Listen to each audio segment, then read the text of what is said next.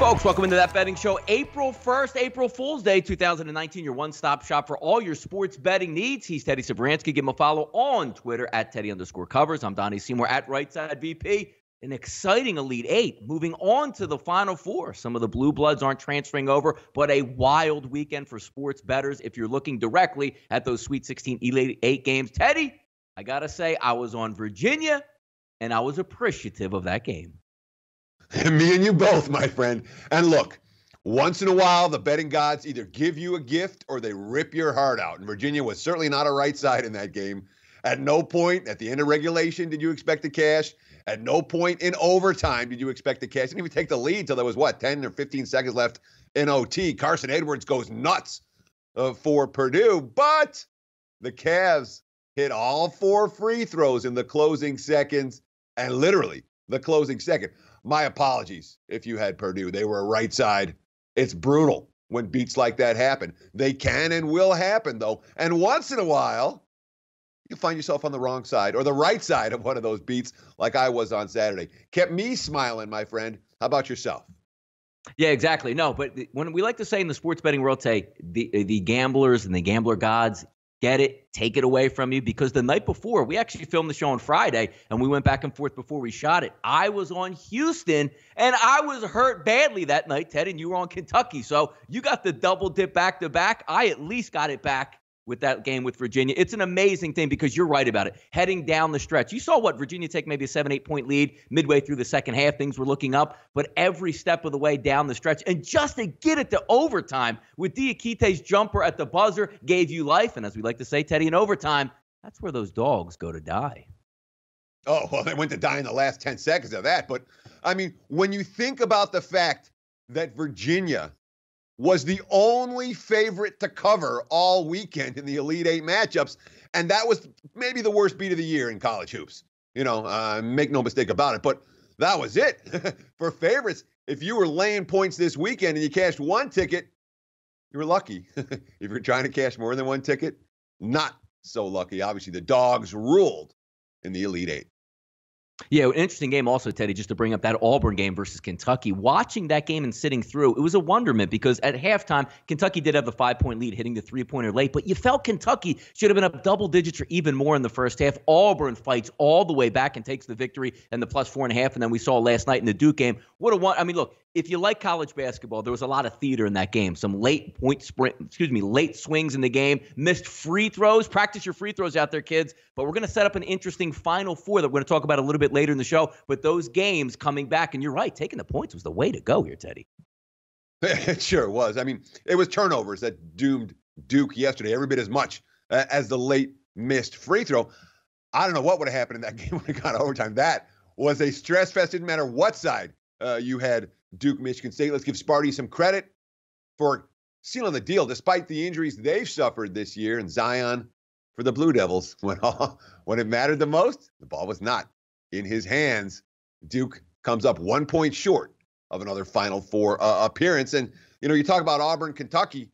Kentucky looked very tentative in the game against Houston. I thought they were obviously they were very lucky to win that game. But that same offensive tentativeness came into play in the second half over the weekend, and bye-bye Kentucky. That's how you go home. You cannot have offensive tentativeness and the inability for anybody on the team to find a shot during crunch time of these tight games.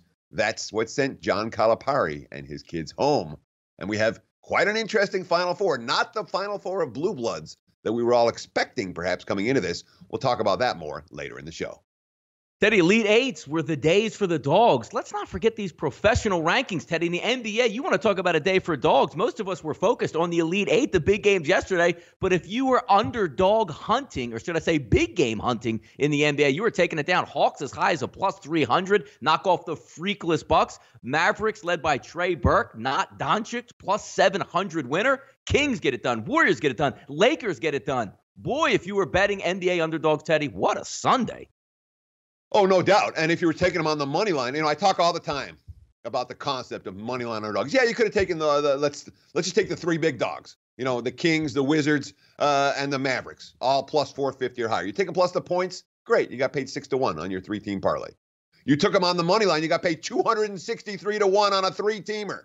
All right. There is vulnerability for the sports books when it comes to money line parlays. And when you talk about ways to make money in the last 10 days of the NBA season, money line parlay or two might be a way for you to look.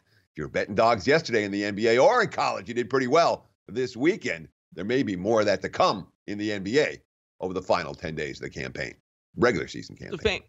There was a famous Joe Pesci scene in Casino, Teddy, that said, "I thought you was laying." Well, the Yankees were really laying in all three games and came up lame ducks in two of the three. Teddy, let's talk about the Yankees closing minus 320 and minus 420 and getting beaten both of those games. It's a wild betting season to open Major League Baseball. It's colder weather. Pitchers aren't stretched out. We don't sure what we're going to get out of the bullpen. And the lowly Orioles, what are they lying, Teddy? 57.5?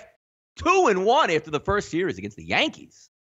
Yeah, the extraordinarily profitable Baltimore Orioles after a single weekend series. I think the number one in MLB in profitability right now because of those two big dog cashes. Look, make no mistake about it. And it's good to put this lesson in your head right from the opening weekend of baseball season. The best teams in baseball are going to win 100 games, which means they're going to lose 62. 65, there'll be plenty of losses. The worst teams in baseball, and last year the Orioles were as bad as it gets. They're still going to win 50 or 60 games. And guess what? They got 2 in a row at big dog prices against the Yankees. It's early, but Baltimore, hey, look at that. A team that nobody wanted any part of. Takes 2 or 3 from the Bronx Bombers. They weren't the only dogs to come through this weekend, but really the bigger story, some of these early pennant race games. The Phillies get the sweep of the Braves. The Brewers taking 3 out of 4 against the Cardinals. The Padres looking good over the opening weekend. San Francisco, boy, they look like a last-place team early. No, you're right, Teddy. When we went over the previews on sportsbookview.com right here on that betting show, going over it, San Francisco, we looked at that team, was like, I don't really know about this. And boy, that you want to talk about from a front-end pitching perspective and just the overall 1-8 lineup. They looked really bad. Overnight line movers, Teddy. It's never too early to talk Final Four, and it's never too early to go to sportsbookview.com and SBRodds.com. These lines are changing. Yes, the lines came out yesterday. We're already digesting them. Let's take a look here for Teddy in the Final Four. Michigan State opens up a minus 2.5 favorite, comes in at 3 now, bouncing back and forth between those 2.5 and 3-point numbers. Total at 132.5, money line split plus 140, minus 160. Texas Tech, number 1 overall defensive team based on KenPom.com defensive metrics. But Michigan State, been there, done that, tried and tested. Great head coach. Playing in a dome atmosphere, Teddy. We'll get rolling on this Final Four right away here on a Monday. Yeah, I'm surprised this total's as high as it is. $132.5. Texas Tech wasn't catching a whole lot of overs in the first few rounds.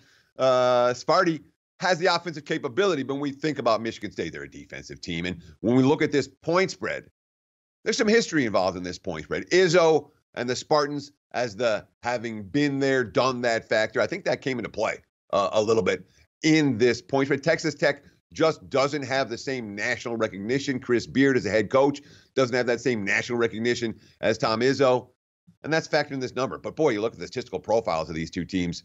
I'll tell you this line's not going any higher than 3, and we've already seen the 3 that got bet up to 3 right off the bat, and the sharper books are already back down to 2.5. So it's telling me the wise guys are going to like the dog in this one. You don't need to be in a rush if you want to lay with Michigan State. In fact, if you like Texas Tech, I grab the 3 sooner rather than later. Taking a look at a little bit of baseball action. Those Miami Marlins getting a little bit of love on Monday morning. Mets opens as high. Teddy is minus 150, now drawing back. If we take a look at some offshore books right now, Chris, minus 136 plus 123 split. Intertops minus 134 plus 124. Mets and Marlins heading in total of 7.5 in this one, Teddy. And the interesting thing about the Marlins, Teddy, they do have 2 wins on the season. And that's about the average of what they're drawing per game as well. Yeah, no, I think the average is about 3.5 fans. So the 2 game. But, break up Miami. The worst team in baseball has got a 2-game winning streak. And they have Caleb Smith on the mound today. And Caleb Smith is someone who the betting markets seem to be very, very interested in. He hasn't pitched in the majors since last June. He needed shoulder surgery in the middle of his rookie year. But at the time that he got hurt, he led the National League rookies in strikeouts at 88 in 77.1 innings. The overall numbers weren't insane, but weren't, these bet on numbers. But it was very much, when you look at Caleb Smith, this is a prospect that the markets seem to like right now. As for Steven Matz, well, he had a career high in starts last year, career high in innings last year. He also had a pretty lousy spring, 7.47 ERA. So I can understand why at least a little bit of money is flowing towards the Marlins in early betting action on Monday morning. Teddy, the King is on the mound in Seattle, but that doesn't really draw too much attention anymore. Also, the total opened up at 8.5, now sits at 9. And we took a look punching up the script. The Mariners were actually drawing basically a pick 'em, now getting money in this one, Teddy. The Angels are coming to town, -116, +105 splits across the board. King Felix was one time where you said, you know what? He's at home. He's going to have double-digit strikeouts. He's going to dominate. Not the same Mariners team, not the same pitcher on the mound here now, Teddy. No, the Mariners are making everybody money, though, right now. Everyone's, the Mariners aren't any good this year. They're not any good this year. Maybe they're not any good. But they just had a good series against Boston on the heels of winning a couple games against the A's in Tokyo earlier in the campaign. Nobody in the major leagues has more wins than the Marlins do.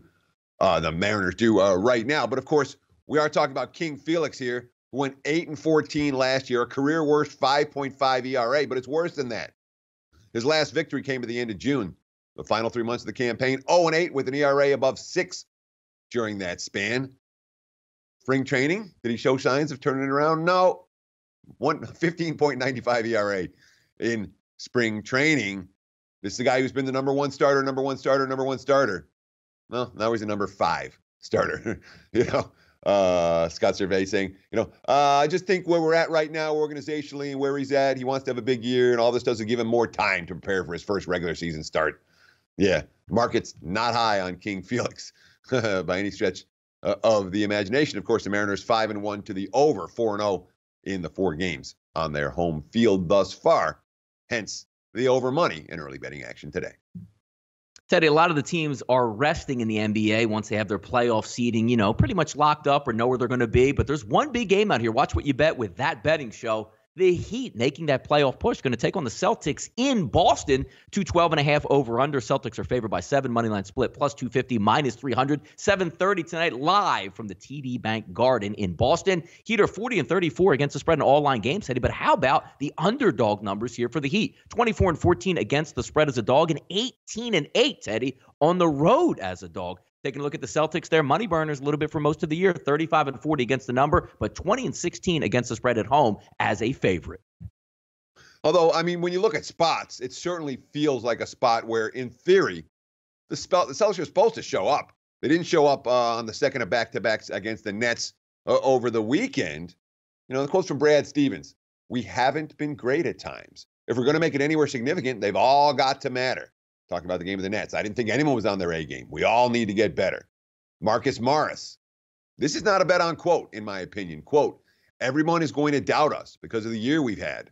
When the playoffs hit, it's basically a new season. We still have a chance to turn this thing around. Everything for Boston's about next week. Miami's playing for this week. Certainly, they eked one out against the Knicks over the weekend, outscored them 21-13 in the fourth to break open a tie game. And as you mentioned, very successful underdogs this season. Not once, not twice, consistently. They've matched up pretty well with the Celtics, though the Celtics should have some of their key guys back in the lineup tonight, most specifically Kyrie Irving, Al Horford, both of whom missed the loss against the Nets over the weekend, expected to be back in the lineup here. Worth noting, these two teams do play again later in the week. When we talk about these short turnaround rematch situations, the winner of the first isn't too good ATS in the second. Something worth noting as the week progresses and you look at the rematch when the Heat play the Celtics. Teddy, Cubs and the Braves going to battle in Atlanta tonight. You saw Atlanta come out of that Philly series 0-3. Saw the Cubs go down to Texas in interleague play to start the season, which was interesting. And they come away 1-2. Going to take a look at Kyle Hendricks and Sean Newcomb on the mounds tonight. Now, look, we can't go and say, hey, there's a lot of information to have. Batters have only had 15 to 20 at-bats. These pitchers are getting their first starts on the mound. But it does seem like an interesting spot for the Braves. I know it's a long baseball season, but nobody wants to get off the schneid 0-4, 0-5, especially for a team that won the division the previous year. Big night tonight for Atlanta, but hey, it's April baseball. Anything goes. Yeah, look, the Cubs just scored 28 runs in 3 games in Texas and lost 2 out of 3.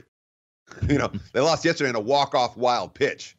So, of course, what are the markets going to do? They're going to focus on the starting pitching matchup. When you hear my analysis on a day-in, day-out basis, by and large, I might touch on the starting pitching. Certainly going to explain a lot of the line moves when it comes to starting pitching. my focus in MLB is always on lineups and bullpens. In my opinion, those are the factors that are least valued in the betting markets. The starting pitching valued a little bit much when it comes, a little bit too much, in my opinion, when it comes to MLB. This is a Cubs team. Their bullpen is a disaster right now. I don't trust Kyle Hendricks in any way, shape, or form. He threw a career high in innings last year. Admittedly, the strikeout to walk ratio was there. He ate up the innings. He performed well. I don't love Kyle Hendricks as my, as a shutdown starter, and I certainly don't trust that Cubs bullpen behind him at all right now. And here's Newcomb on the other side, Sean Newcomb, who, had control problems throughout spring training. The one thing that Cubs lineup is they are patient. Braves, too, are trending over the total in early season action. No surprise here if this game's end up being a relatively high-scoring affair. Cubs trending over, Braves trending over. That's what we like to see in early action. I want those streaks to ride, and this has the potential to be one of them. I do like Cubs and Braves over the total tonight. Final Four still a couple days away, Teddy. Final Four, the NIT still at least 1 day away. Don't forget about the CBI. And also, Teddy, don't forget that the CBI also has a 3-game tournament here. DePaul USF -1.5 total. 151.5 money line split plus 105 -125 live from the Yuengling Center in Tampa, Florida. DePaul is 15-17 against the number in all line games, 8-9 against the spread as a dog. USF 20-13 against the spread in all line games, 11-9 against the spread as a favorite, and 11-10 in all home games. Don't forget the CBI, Teddy. Yeah, I mean, you don't want to forget it at all. These are, of course, former conference rivals in 2 different conferences. They played together in Conference USA. They played together in the Big East.